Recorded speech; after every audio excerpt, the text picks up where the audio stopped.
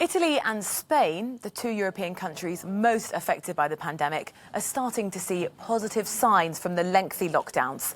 Both countries are reporting a slowdown in the rate of new infections. Meanwhile, in France, where numbers continue to fluctuate, President Emmanuel Macron has made a controversial visit to a prominent virologist. Oscar Valero reports.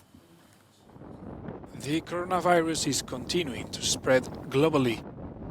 There are now more than 1.5 million cases and 90,000 dead, numbers that keep rising. Spain saw its death rate rise and fall during the week, but overall its curve seems to be flattening. The last 24 hours brought better news, with a slowing number of fatalities.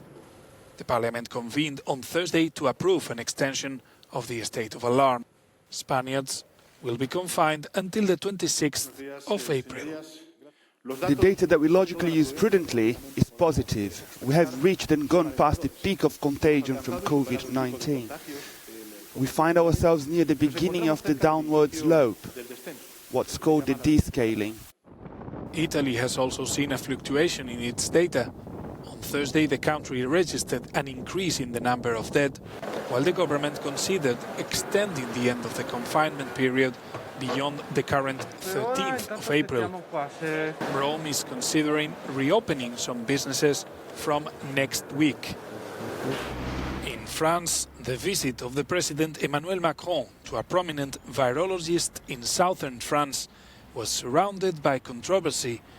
Didier Raoult has championed the use of anti-malaria drug chloroquine to help to fight the coronavirus, a therapy that other French and international scientists say hasn't shown effectiveness.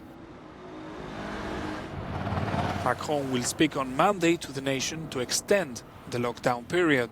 The country has experienced a sharp rise in deaths and infections in recent days.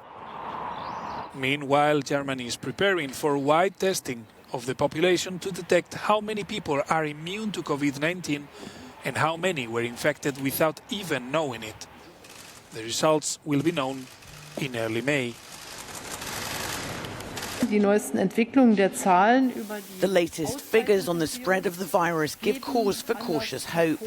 The increase flattened out slightly and the number of people currently infected has fallen a little, if you don't count those who've already been infected and, unfortunately, those who've lost their lives in this pandemic.